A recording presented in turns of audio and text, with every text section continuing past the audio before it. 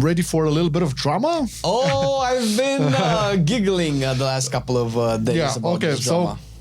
So there's not, obviously, there cannot be a cycle of new race to world first or a cycle of anything without some drama here. So obviously, we had some bans going out for a couple of, I'm gonna make this clear. It's not only race to world for race to world they're the players. scapegoats. They're they were made the example. Exactly. Also, they are known to do this. Like anytime there's something of an exploit to be made, they do it. We're gonna talk about it earlier in this. So, Blizzard issued a 4-day suspension to players from the Race to World First guilds for exploiting Renown. While the exact player count is unknown, approximately 67 Echo players and 9 to 10 Method members were suspended. I think also somebody from Liquid, 1 or 2, smaller amount. Along with many others not necessarily involved in the race. So there were also people, like reports on Reddit and on Twitter, people feeling that they were wrongly treated. Regarding the Race to World First, suspended players will miss on their bountiful chests from the bountiful dells, despite having stocked up copper keys. This is basically, so this started on Wednesday, I believe. No, Tuesday, because on Friday, tomorrow, on Friday, they're gonna all come back to the race. So just keep that in mind, right? So they won't be able to grant the daily Mythic Zeros dungeons and other activities until Friday. However, this isn't a significant setback as champion track gear will become obsolete starting next week. We know this already, all right? Now, the most significant impact on the race will be that a large portion of both Echo and Method cannot begin their split heroics run this week. So, I mean, this is a big one. This will affect how quickly they obtain their gear upgrades and ultimately their progress to Mythic difficulty next week. Now, from what we understand, a lot of them already reached out to other players, like to help out with the split runs and stuff. So it's not all good, but there are a couple of key members in those rosters. I mean, we can probably talk about it. I'm a little bit bummed about Method because I really wanted a dark horse, an underdog to come into the Race World First and like kick it. But Method won a couple of Race to World First, man. Well, they won years of Race World First until... the last one they won was Battle for the Zalaro. I think that was the last one. Yeah, but that was before they won, what do you mean? They won almost all of them before that. the last one, I'm saying. Yeah. But that's the thing. Since then, and we've been seeing like this back and forth between Liquid and Echo. And also, I'm a little bit surprised if Liquid members were banned because I think... 1 or 2. Max said very publicly that he strictly is telling, I mean, I might be paraphrasing, but he strictly is telling his people never to exploit stuff like this. But it's also from a point of view, it's hard not to when you're in such a high-end competitive situation where every little bit counts. It can save you an hour or 2, and that can matter when you're very neck and neck. Whenever the last boss gets killed within an hour or 2 of each other. So I get it why they feel like they have to, because if you're not exploiting and I am exploiting and nobody does anything, then I'm going to be ahead, right? Yeah, well, let me tell you something. This is not the first time this has happened. This happens on all of the almost all Race to World. Yes. Yeah. And it's kind of like a non-disclosed do this, but nobody really talks about it. Because Scribe made a tweet, Scribe from Beko made a tweet, I think 2 or 3 years ago regarding exactly this.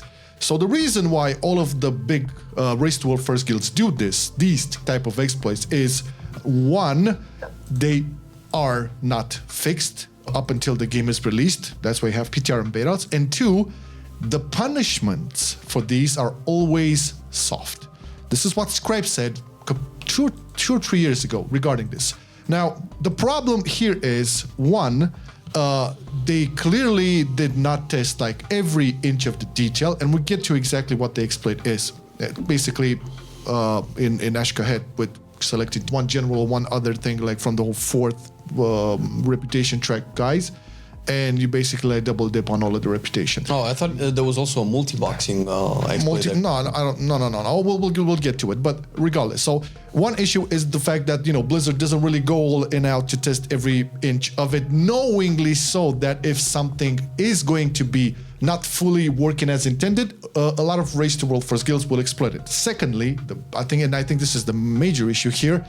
They have issued suspensions, okay? So they're not bans, okay? The term is called ban. You're banned for 4 days, but that's not a ban. When you're talking about ban, you're banned. Bye. It's a suspension for 4 days. So they cannot play for 4 days. Now, take it as you want, but that feels soft. That type of punishment will encourage all of the guilds to do the same exact thing in a couple of months from now when the next raid tier opens If an exploit can save you more than 4 days, then you're gonna kind of weigh that in against the consequences. Exactly.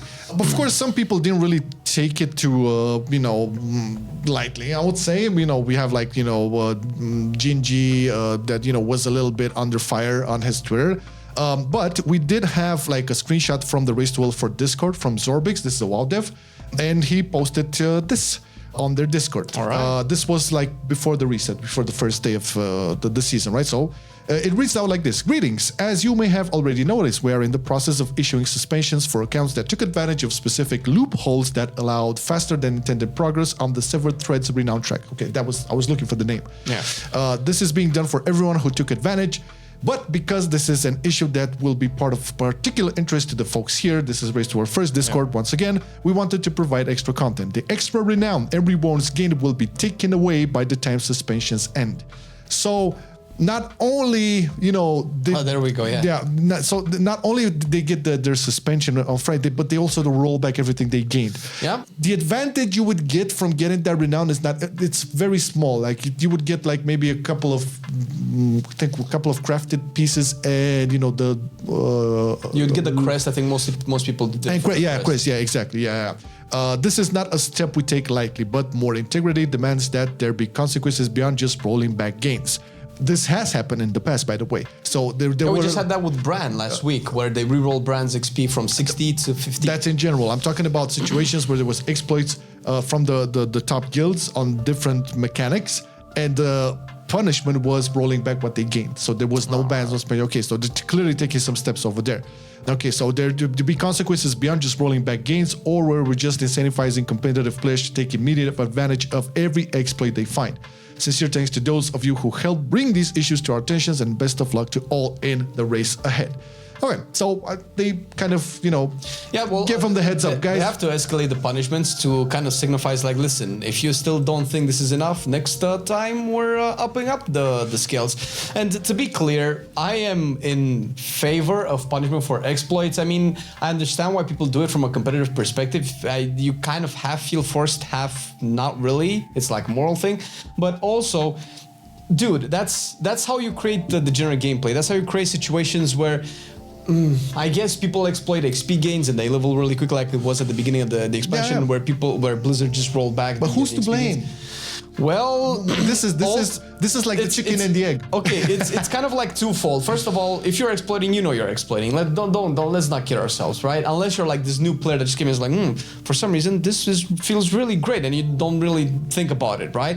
That's like the odd exception, the devil's advocate. But if you're a seasoned WoW player, you know what's going on. You're not fooling anybody, right? And Blizzard knows as well. Yeah. The thing is, I think probably the biggest culprit here is Blizzard. The fact that they didn't enforce a policy of like, what is it? No exceptions, no quarters given every time. Like no exceptions. Ban or suspend everybody for everything. Because if that was the case, then everybody was like, fuck no, this is an exploit. I know they're gonna probably fuck us up. Let's not just do it. But there's also like, as you said, because it wasn't tested or something, people tested it on beta most likely, and they didn't say anything because Oh yeah, but I'm talking about the internal testing in Blizzard, the QA team and all of that, because that's a good point, because there's so much to test, but that just probably proves that their QA team is not big enough. Yeah, well again, who's to blame? Who's to blame, and how warranted are these suspensions? Anyways. So we have like Relo here, posted on Twitter. This, I guess they did something about it. Lol. This is basically a screenshot of him getting suspended.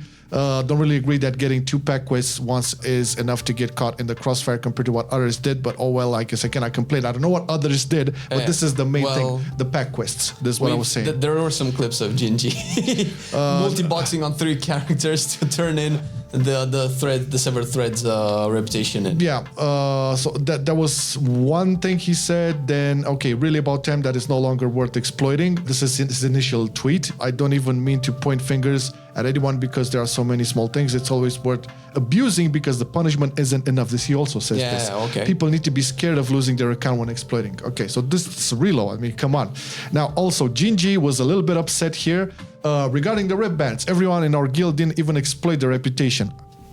there's again 7 to 8 people that got suspended in Echo. Okay, any additional rep that they got was from playing 2 characters when they did the campaign the first time and got extra rep as a result of that without even knowing they did anything wrong. That is the basic exploit. Okay, I was the only one that got extra rep by picking 3 generals in 1 week from the several threads. Kind of crazy that anyone other than me got hit with a ban, to be honest. I was also surprised he didn't get suspended.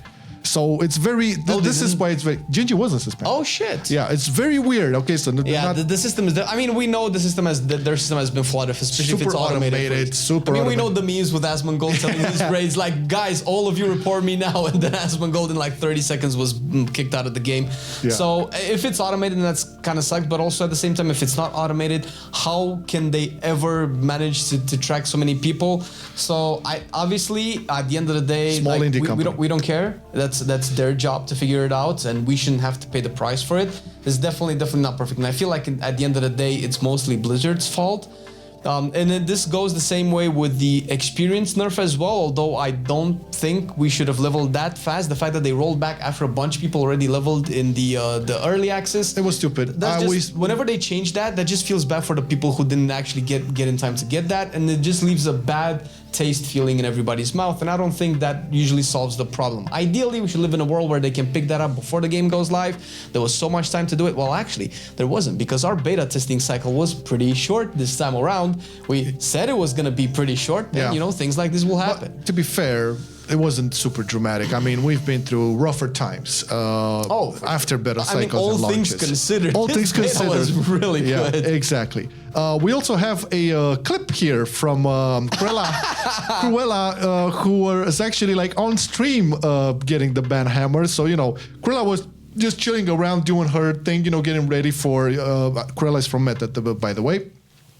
And she was basically, farming dust and all of that. And at one point, screen froze. What's going on? Qu'est-ce que c'est ça? She's French, by the way. And look, you see, so this was live. Everybody caught this, right? And she didn't understand, right? I think that she checking their phone probably already, communications. That meant it was like, oh my God, we're getting banned. What the hell? Right. So just to wrap up the whole exploit and ban situation, I think Blizzard is a little bit iffy on going on all-out banning all of these, because if we were to be like real here and go for like the big punishment, they would really fuck up some organizations. I mean, when do you stop being corporate machine and you start thinking about, because Race to World First has nothing to do with Blizzard. Blizzard does not support this. They endorse it, but they don't help with anything ever. Yeah. Right? The only thing that they did was all of those races to BlizzCon back in the day when they put guilds to fight off each other. That was a long time ago. But Race to World First, this is not something that has been supported or helped in any way by Blizzard at all. This is nothing. You don't see any Blizzard logo over there, nothing. So they have nothing to do with it. But when you look at these suspensions and bans, they could go all in, because they did. I remember PvP times when they banned accounts for what was this?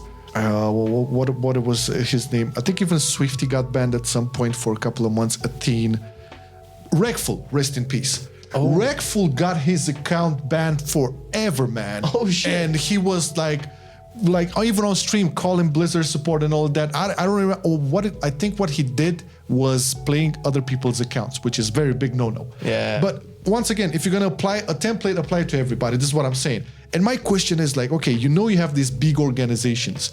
This is one aspect, and all of these big organizations, Echo, Method, Liquid, they're also backed up by other big organizations as well, like all of the sponsors, right? So everybody's all in, scheduling, budgeting, sponsoring, monies, people. Yeah, there's a lot of money moving around. There's a lot of money being invested into that, and then comes Blizzard and says, that team is banned. That team is banned. This is over, man. The Race to World First is over, and all that amount of money and people are. So does Blizzard take into account this? They probably. Do you think? I mean, obviously they don't. They don't endorse it necessarily, but they're profiting from it. It brings awareness to the game. It makes people excited for the game. It makes people that might have held off on playing WoW maybe play it at launch, because Race to World First. Let's get into the hype. Let's get into the vibe of raiding really quick with everybody. body. So obviously there's some energy there. Obviously there's people probably playing because of the Race World First, definitely watching WoW content. So it's free publicity. Isn't the Race World First across all the streamed channel like the biggest streamed event for WoW? Yeah, it is. Like it it's is. like a bunch of times higher than both MDI and the AWC probably combined. Oh, So, AWC felt. yeah. It's like it's not even close anymore, man. It is what it is. But yeah, Race the World First is WoW's biggest publicity. Yeah. WoW, I mean, And free they don't publicity. pay for it. So free publicity, exactly. And the streaming numbers do it. And listen, the amount of like companies that are getting involved with that is crazy.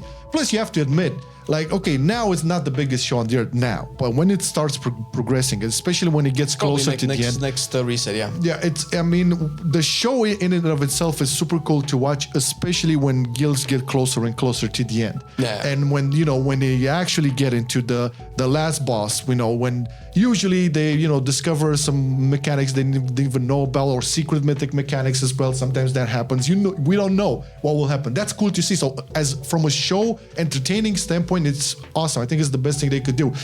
Arenas as esport, we used to love them, but we kind of understand why they fell off, like season by season. First of all, PvP was a little bit, not taken care of, and also trying to understand what's happening in an arena game while being broadcasted is very difficult for an uninitiated player. Yeah, but Yeah, as it stands with raids, like the thing is, in order for you to have like the same type of environment, you would have to have an arena, and they do the same fight like 300 times. Because in that amount of time, people would be able to go over everything that's happening, right? Because that's what happens in a pool. There's like 20 people involved, and obviously they're not talking about each individual cooldown as it happens. So they're eventually going to like, oh, the mages are doing this at this point. Oh, the warriors are charging in here and stuff like that. So because that happens on pool 27 and then on pool 58 and stuff like that, so it's a totally different environment for sure. Yeah, and to be fair, we discussed this. Like, raiding still is the supreme end game of World of Warcraft. This is true. It's true for most MMOs. I'm not going to talk about it because in WoW you also have the Mythic Plus situation, and to some capacity now it's a new expansion, it's different. But remember our talks in Dragonflight season 3 and 4. I think the biggest activity was Mythic Plus. I think most like players that for years. Yeah. So it's more accessible. But the amount of viewership and publicity you get for the MTI is not the same as Race First. No. See, so this is interesting to see, because also in the MDI you also have like the top players competing. So you get this competition, but when it comes to rating, I feel like that is more of like the top of the top, even better than what you would see in MTI. It's really curious because a lot of much more players follow and do Mythic Plus than rating. This is not now. Not speaking about a new expansion. Like talking about mid expansion. More people are doing Mythic Plus than rating. Now, why would people all tune in more to watch rating than MTI? What do you think? Well, I would. Well, the first thing that comes to mind is that there's more classes and specs playing into the race, so there's a bigger chance that you would resonate with a player there, as opposed to MDI that just has the same 5 specs across like 25 teams, and there's like one class difference. That's the problem. That's one side, and probably because the meta for raid is a little bit more it relaxed, involves a lot more, yes. As opposed to the Mythic Plus, which is very set in stone. It's like these 5 classes, and maybe with a sideboard 6 class, and that's about it. And if you don't have these, you don't get to play in MDI. But as for raids, like people can off spec. You can bring in a DK for this fight, and you can have a bring the DK. Yes, yeah, the grips.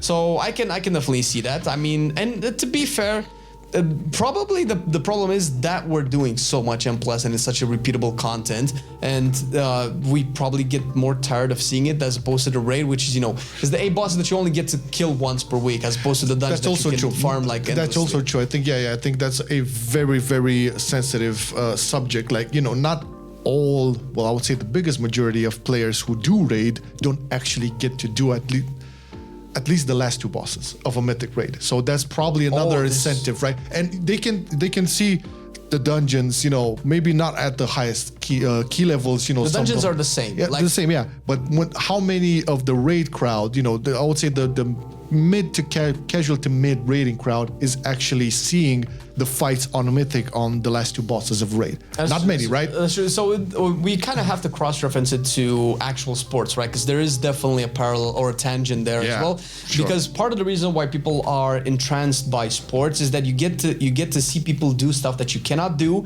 and you have a vague idea of how hard it is to do that thing. And you right? appreciate it, and you're curious. Because you've played, most likely the people who like to watch sports, they've played that sport or they play very casually, kind of like how we play WoW, right? And when you see that dude just run like 10 seconds faster than you're like, holy shit, that was so awesome, right?